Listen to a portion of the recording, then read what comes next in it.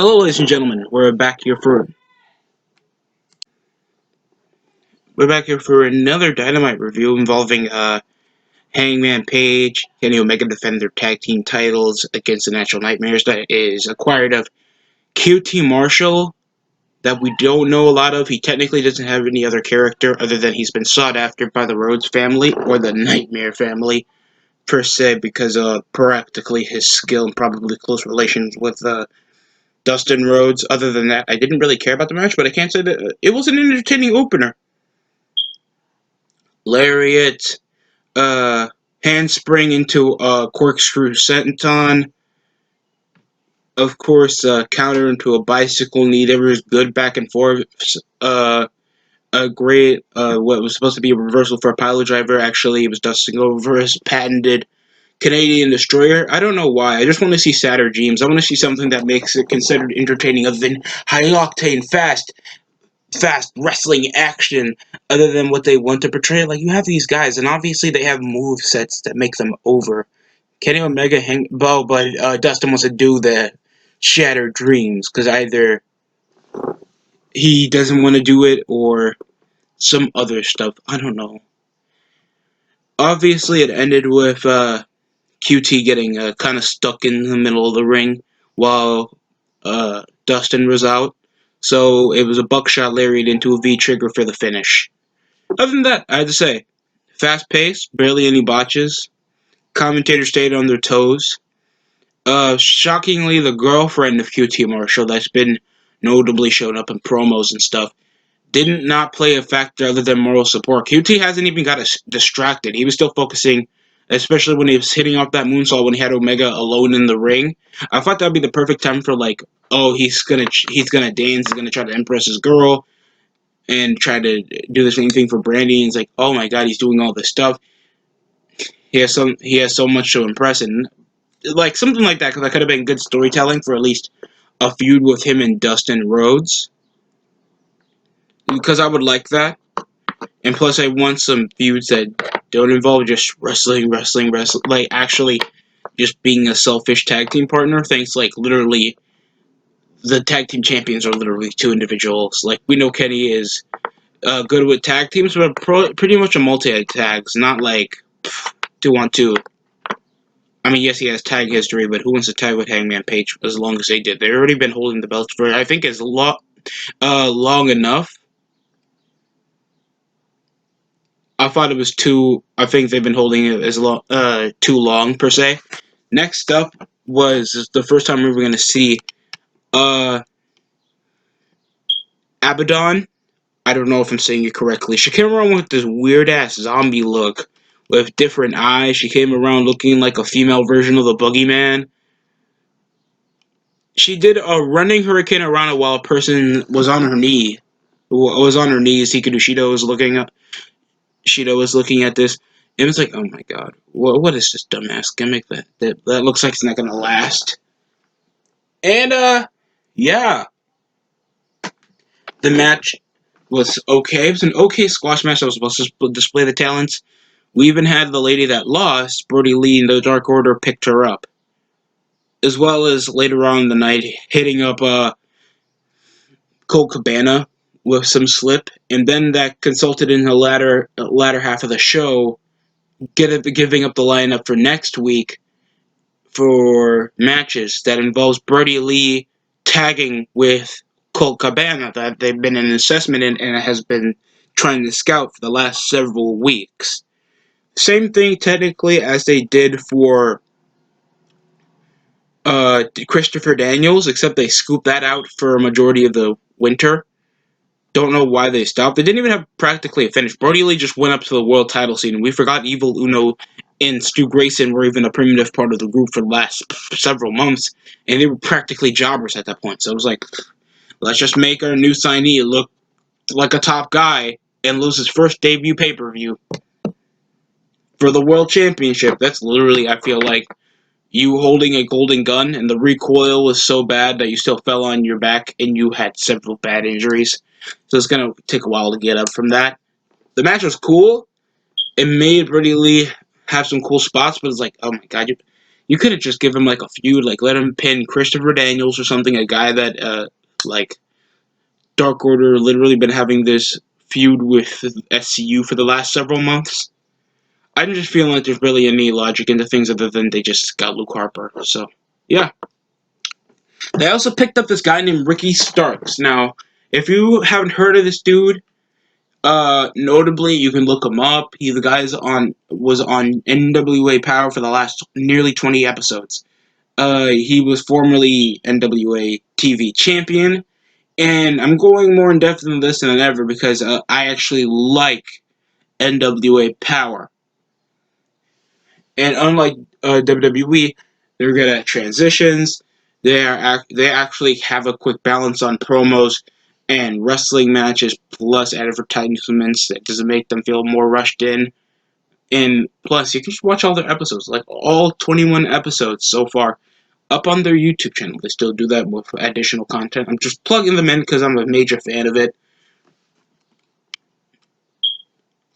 Next up was, of course, Billy Gunn against MJF, and of course MJF was this was all consulted around MJF not being gifted a championship opportunity after still being notable as undefeated in AEW, causing some major heat in the middle of the interview with Billy Gunn and Austin Gunn, Billy Gunn's kid. I never expected Billy Gunn to have children.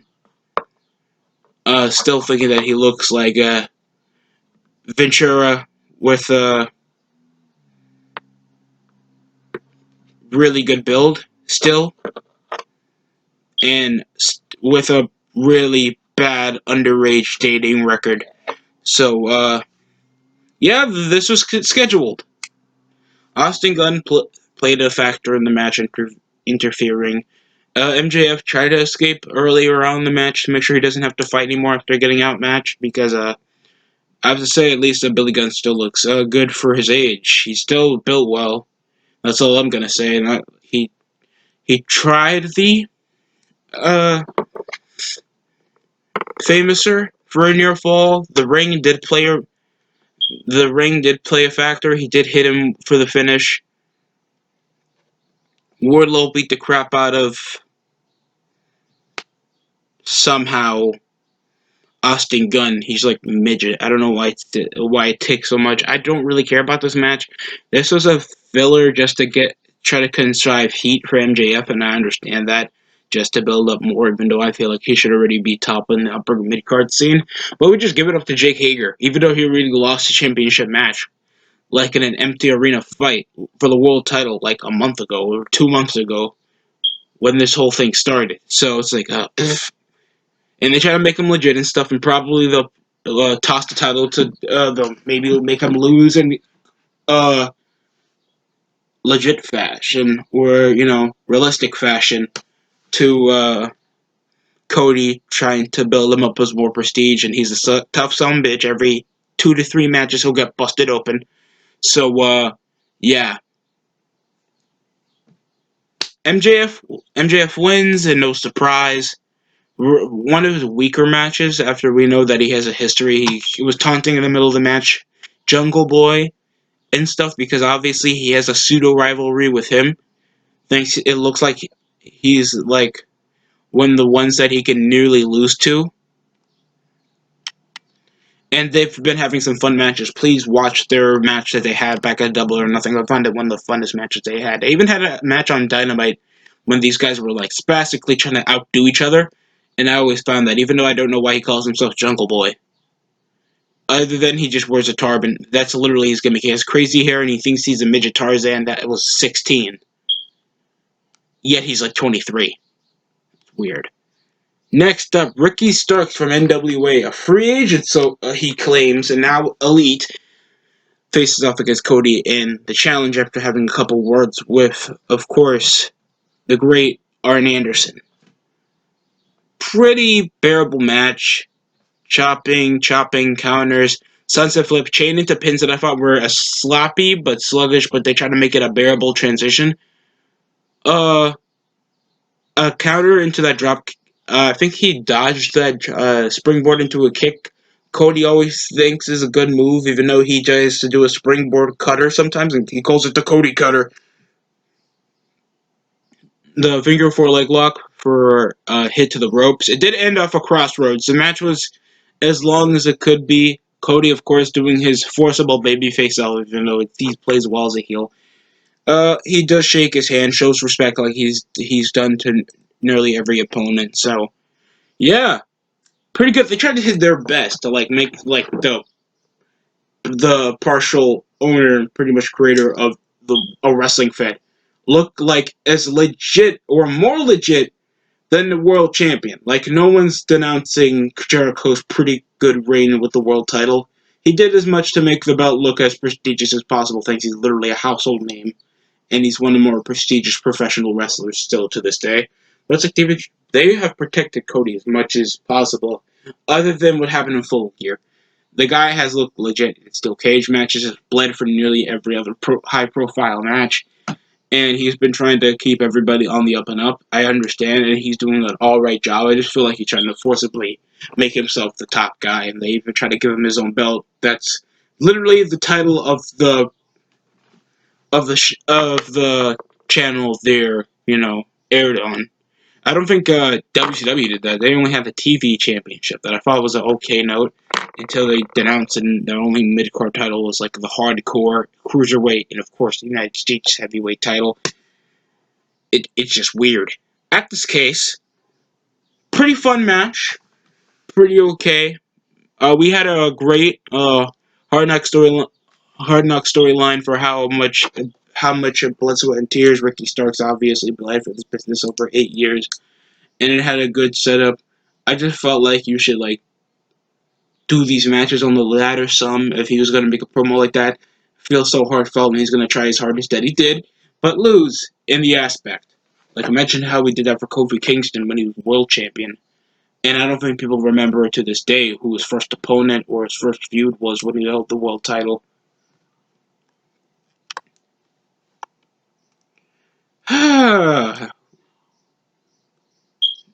We also had the Young Bucks. There was a segment with Britt Baker getting tossed in a dumpster by Big Swole after B. I don't know why they kept censoring some words in the middle of a conversation. It looks like they were just cussing for no reason, and they kept transitioning notes for Britt Baker to hand to Tony Schiavone until Britt Baker asked to leave.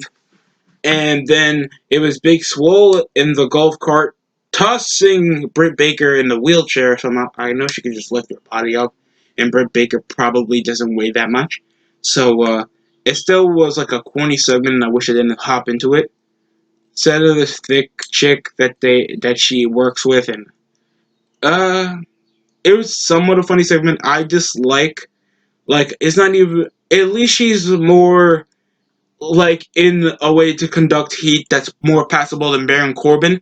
I'll give Britt Baker that. I just feel like they tried so hard to try to make her feel more legit than giving her women's championship spots. Because I guess for the awkward dynamic against heel, because that barely happens at times. But it's like do something. She's just continuously trying to call herself the role model. She's like been like in the top 5 spots for the last months, and she has yet to even get a title shot opportunity, even on Dynamite. Next up, the Young Bucks against Kip Sabian and Jimmy Havoc. That's been pretty much a decisive tag team so far. They picked up some notable wins against SCU, and I think Jurassic Express. So they have some notable wins. They couldn't beat the returning Young Bucks, though, because it was the Young Bucks, and either way, they're going to be treated as a hot commodity, especially in a non-title bout. So, yeah, super kick, counter, running shooting star into a moonsault.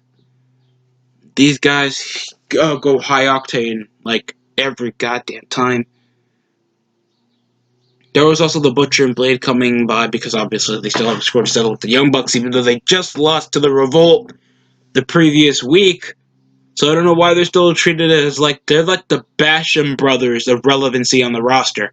Even their debut like on a surprise attack on Dynamite like last year, they're like treated as the Basham brothers. And if you guys don't remember the Basham brothers, you get the joke.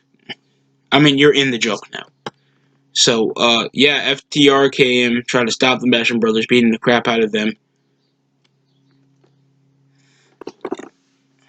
Uh, Jimmy Havoc did some kind of sharpshooter. No, that was actually Kip Sabian. No, it was one of the Young Bucks doing a sharpshooter to Kip Sabian. Penelope Ford tried to hit a shot on the Jacksons. I think with a double Hurricane Rana. The match was fast paced. I don't really care because if you've seen a Young Bucks match, you've seen it all. They just do super kicks, Hurricane Ranas, a couple super kicks, a couple flying moves. This was like cool back in the X division. It's like it's not cool now because we know the formula of the Young Bucks, and plus many other tag teams rip them off. If you watch the Usos, that for a racial and a stylistic note, they are just a ripoff of the Guerrillas of Destiny with a combination of the Young Bucks because of their super kicks and their air assault onslaught. Plus, they have the attitude of the also Polynesian, also with Samoan lineage of Guerrillas of Destiny. If you don't know, they're from Bullet Club and they're also from New Japan. So the Smart Note is there too. The match ended with, of course, the FTR helping out the Young Bucks, so it's like a payback, and it ended up with a brawl with Super Bad Squad and Butcher and Blade fighting FTR and the Elite. I don't really care. Obviously, people are waiting for the Dream match. They've been waiting for since subscribing on the Elite, being on the Elite YouTube page. We had the six gods against the best friends for the main event. That was, of course, before they were talking about, of course, Jericho bleeding out the orange, Cassidy with, of course, a bag of orange that I think was unnecessarily big. Even sellers of oranges, keep a smaller load on them.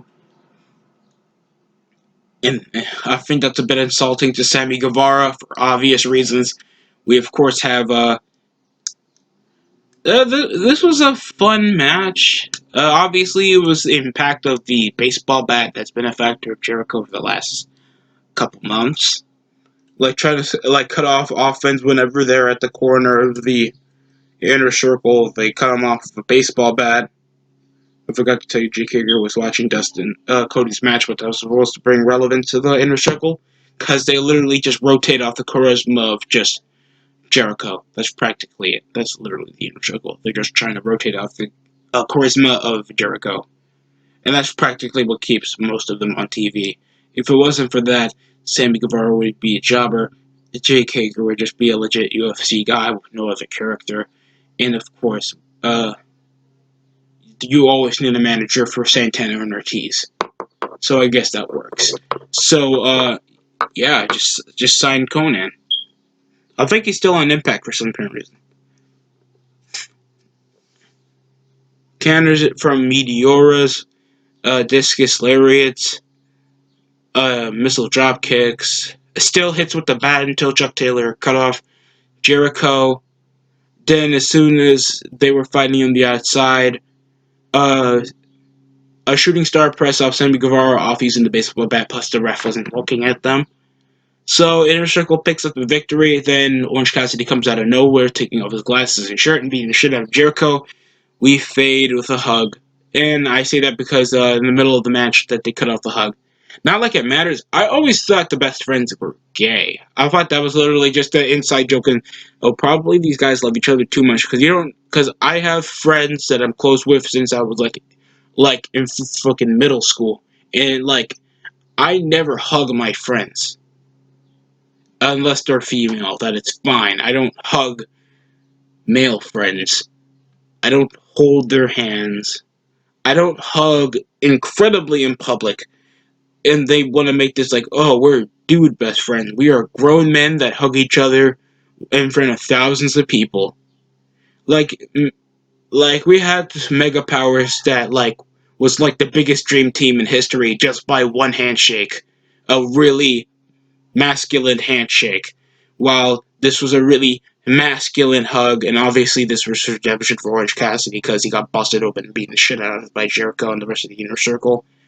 So that was practically it. We had a couple matches suited for next week on Dynamite. I don't really give a crap. I thought this was one of the weaker shows. I obviously don't want this to continue.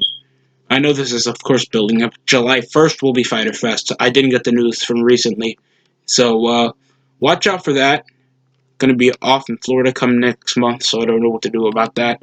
Hopefully, I get a lot more videos done in the future because I've been a bit late uploading, and that's my fault entirely. And I completely apologize if you've been a fan, trying to see content from me. So I'll make sure to fix that up, and I'll stay up to date. I obviously know about the Jamal Adams news about him requesting a trade, and 7 teams are in mind, especially one YouTuber that is presumably a Cards fan, wait, obviously waiting for that secondary support and getting a primitive uh, backfielder that is really freaking scary up the safety position, like Jamal Adams, that's primitively been the best part of the Jets in the defensive unit. That's like a big thing.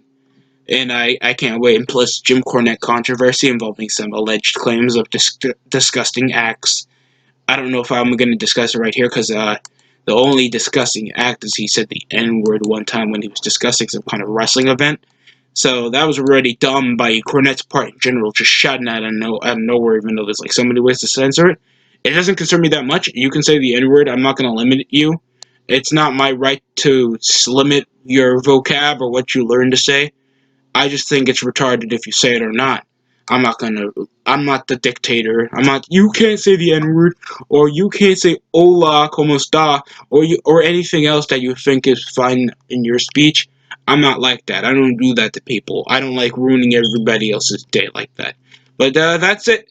That's it from the DST show. Like, comment, subscribe. Help me reach up to 30 subs, and I want you to, be safe out there. Because come next month, probably everybody's going to forget that this whole thing ever existed. And it just felt like the last 4 months were in a pause. That's it. Thanks for watching, folks.